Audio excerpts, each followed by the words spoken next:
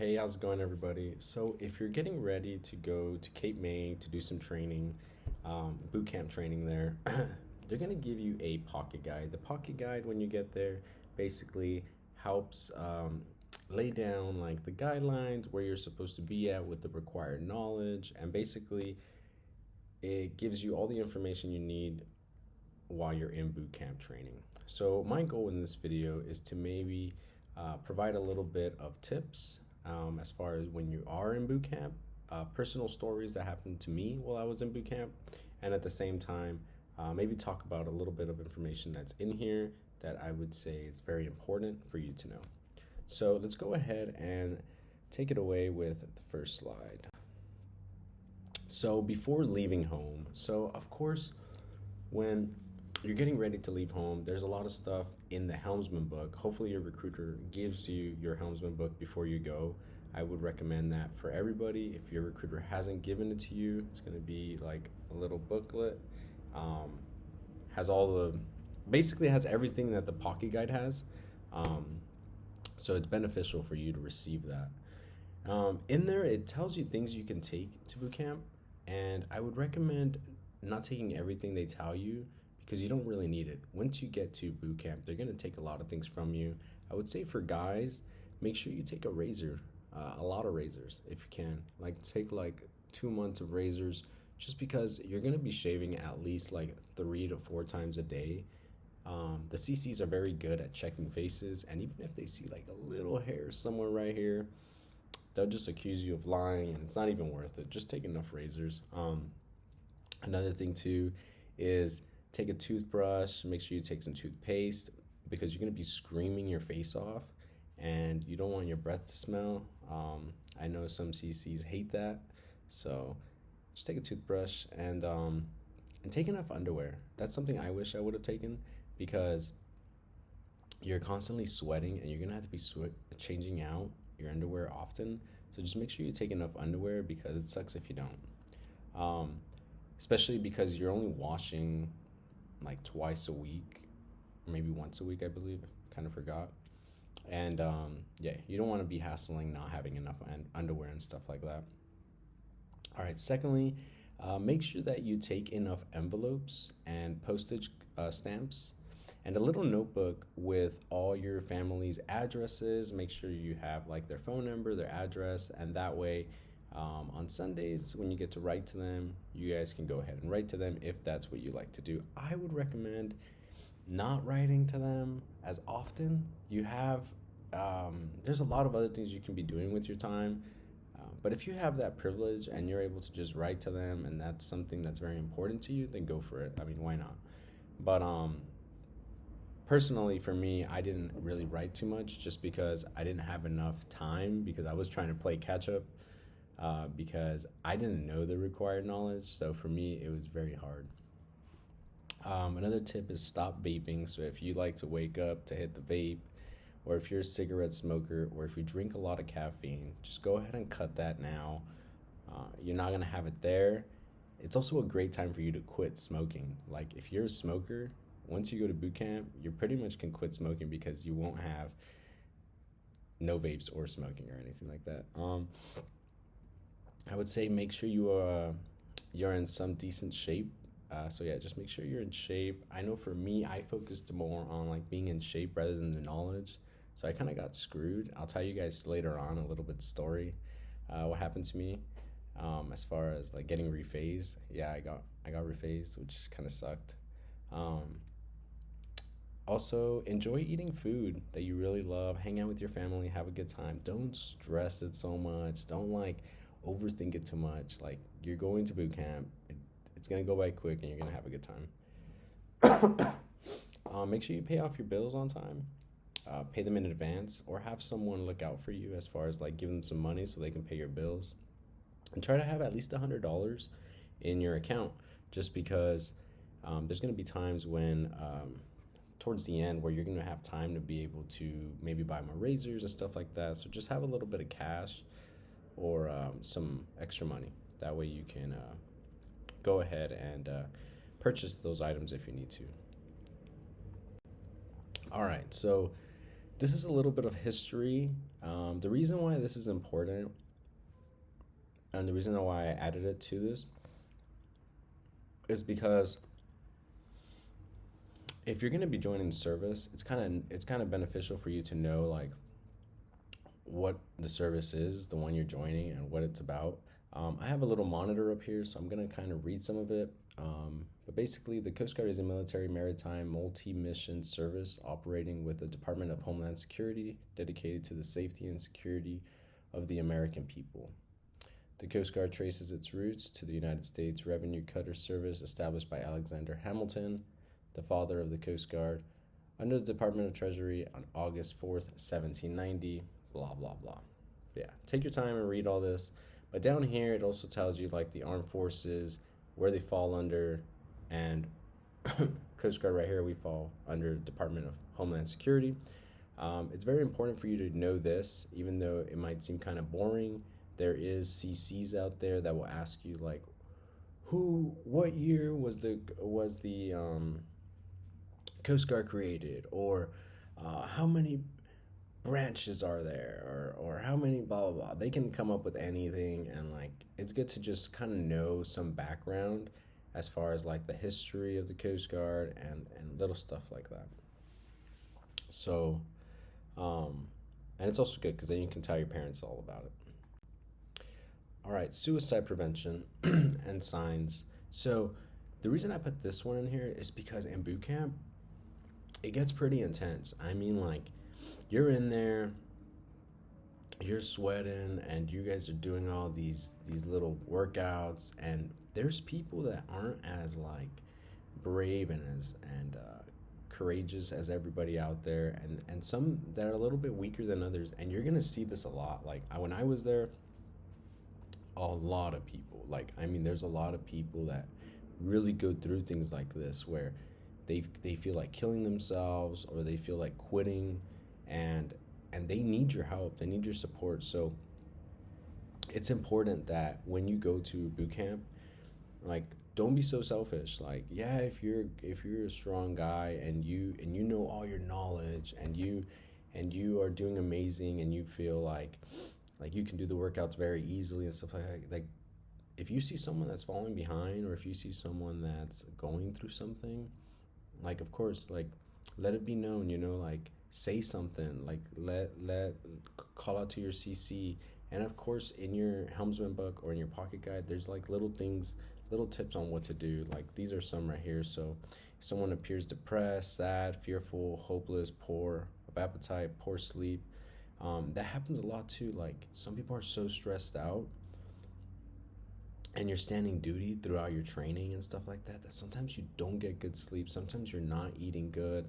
Sometimes some people are backed up on the knowledge and get stressed out. That happened to me. Like, I fell asleep, but I was stressing out about the knowledge all the time, because I was like, man, I didn't start studying my required knowledge until I was on the bus. So imagine that. Like, once I was on the bus, that's when for me it clicked.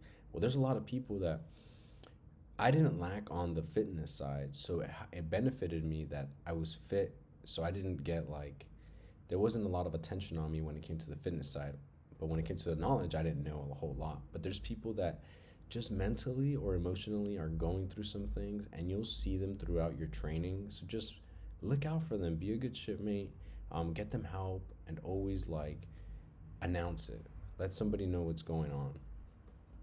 So it's very important, and not just with boot camps. Some of this information that I'm giving you guys is very serious, even in the fleet. So once you're there, if you see any signs of this or anyone going through anything, they're pretty much your shipmates. So look out for them.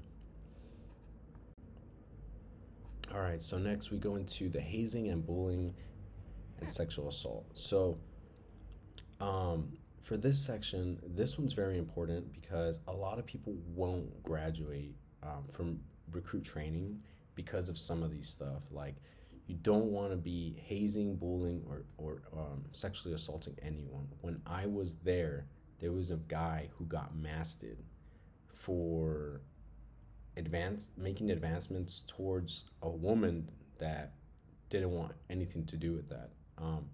Don't play around with that stuff. Don't bully people. If people, again, I'm gonna go to this like knowledge example.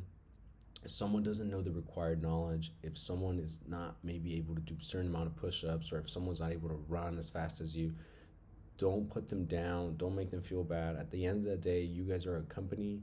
Try to push yourself. Try to make you guys company strong as a whole and work as a team. Like, don't make other people feel down. Don't bully people, and don't do hazing. I promise you, this is like a ticket to not graduating.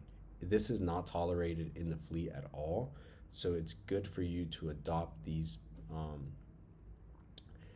standards, because at the end of the day, if you're going to join the Coast Guard, hazing, bullying, or sexual assault is not permitted at all, and it's not dealt with. Like, you're talking about, like, you can get kicked out.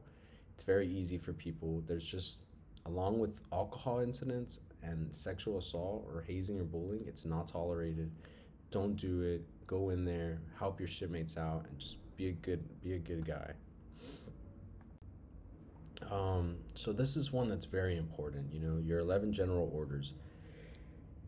Now, this is funny because, so when I first got on the bus, I was sitting next to one of my shipmates, and she was like, "Do you know your general orders yet?" And I was like, "General orders? Like, what are you talking about?"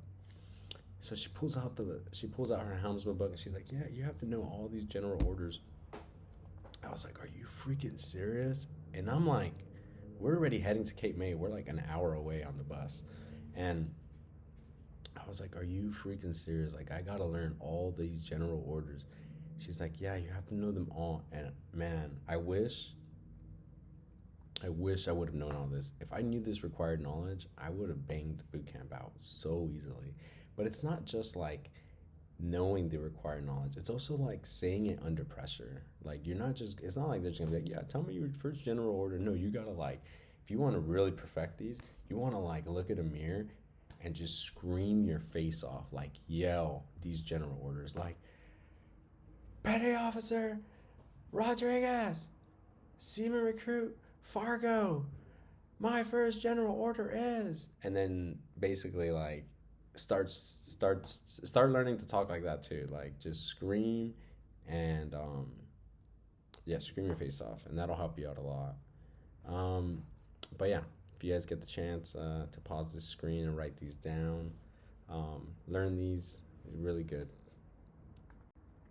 All right, so this one is going to be the rates and ranks. This one also messed me up pretty bad. So a funny story with this is that the reason I got rephased was because I didn't get to learn all this. And another thing that happened to me that, okay, so basically there's different jobs you can qualify for while you're there. You volunteer for these jobs, and if you have a job, just know that you can get replaced really easily. But I had a job where I was the night watch coordinator, and basically, I would be up a little bit later, but you interact with the CCs a little bit more. And there was a CC that had short hair, and it was very hard at night because they turn off the lights to identify just right off the bat, like, if this is who the CC is. And I'm not trying to say this in a disrespectful way, but I couldn't tell sometimes if it was a man or a female. And I would always I would always address them as a male in accident, and they're like, "What the fuck? I am not no fucking male, blah blah blah," whatever. So I was put on like the hot seat, and I was pretty much like, I was going down. My CCs at that point kind of knew who I was, and they weren't messing around with me no more. And they knew they would pick on me in the line. So basically, I brought that attention to me because they started figuring out that I didn't know a lot of these ranks, and as far as like how to like say all these things properly, as far as like all the ranks and 3 chevrons, blah blah blah. So I didn't know my chain of command so easily. You have to learn your whole chain of command, and basically I was in the galley with my tray, and I'm like, all right, like, cool, I'm about to eat some food. And then our chief, our section commander, comes in. And he's like, hey, Fargo, who's your first lieutenant in your chain of command? And I was like, oh man, I was like, Chief, I don't want to say his name, but Chief, blah, blah, blah, Seaman Recruit, Fargo, my first lieutenant in my chain of command is, and I swear to you, I messed up so bad. I didn't even know who, I didn't even know who he was. I didn't even know the ranks that good. So, anyways, he was like, "What?" He just yelled in front of everybody. I ate my food, and basically he said like, "Pack your shit and meet me square my door or whatever." I think it was called like squaring your the hatch. Basically, you stand in the side of their door, and then you have to like bang it to talk to the CCs, and you never look at the CC in the eye, your company commander. And but yeah, so I went to go talk to him. I had to pack all my stuff, and basically I got reverted that day. And yeah, kind of sucked. But yeah, make sure you learn all these ranks. Okay, so this is something else. These are like all the rates. You want to get familiar with all the rates. You want to know like your military alphabet. That way, when they ask you about the rates, you know how to spell them out. You want to know also the FBCon like protection statuses, where basically like depending on the status, this is what we fall under depending on like the threat level. And then we're going to go to the roles and missions. So of course you can always stop the screen and just review some of these roles and missions. This kind of tells you a little bit more what you're involved in as far as being in the Coast Guard. So that way when like a family member asks, or anyone asks in your family like, oh, so you're joining the Coast Guard, what do you guys do? You're not just going to be like, oh, well, we just guard the coast. No, like if you look into this, like it'll tell you we do search and rescue, marine safety, we go into illegal drug interdiction, migrant interdiction, fisheries, ice operations, blah blah blah. But that way you can really get them involved. And then once you get stationed in your first station, then you'll know what primarily you guys focus on your missions and stuff like that. But yeah, it's really good to know that. Then these are your followers. Sometimes your company commanders are going to ask you stuff about this.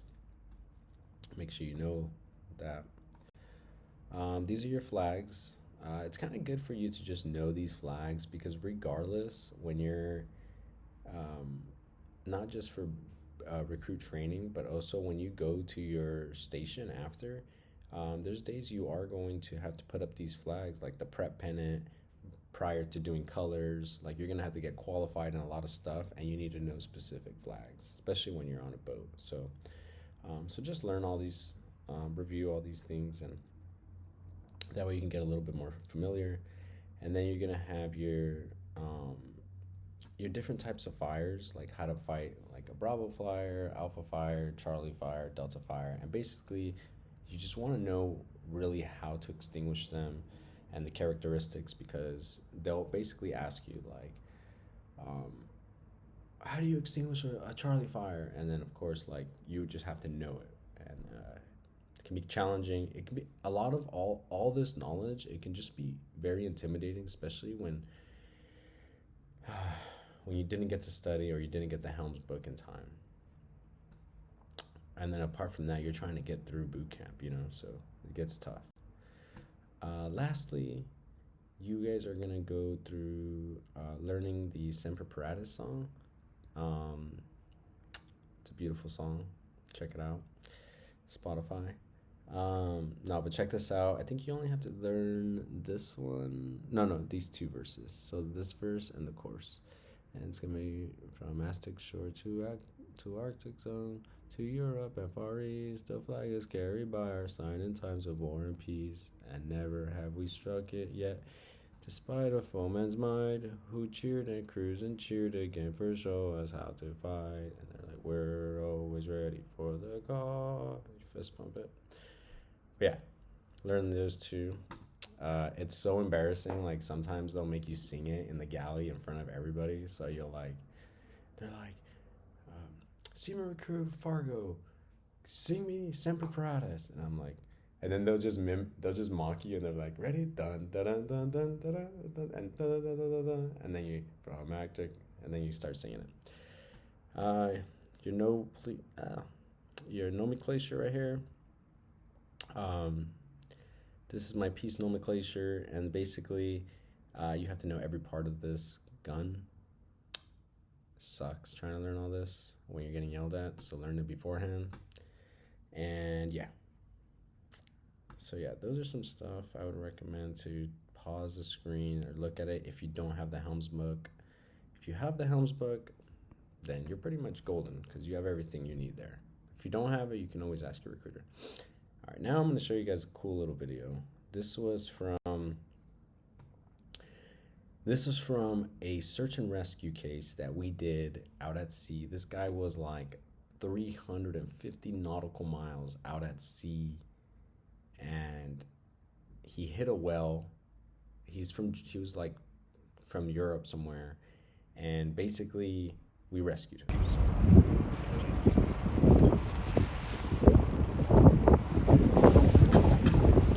He made the boat. Like he handcrafted that whole boat. He constructed it and everything. So I thought that was pretty awesome. It takes a lot of balls too. He just wanted to travel all around the world. Sorry if you can't really see it. I was trying to make it bigger, but then the graphics, I guess, or just look like shit.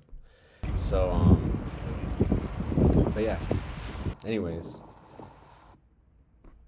hope you guys liked the video. Give it a thumbs up, and other than that, I would say I also made this other video of some more tips I would recommend. So check out that one. This one was just more like to give you guys the actual pictures of like what's in the pocket guide. That way you guys can just kind of pause it and kind of write stuff down. Yeah, I don't want to spoil the guys. I don't want to spoil like everything for you guys. So, but this is a lot of information that would help you guys out. But other than that, hope you guys have a good night and like the video. And I'll talk to you guys later. Peace.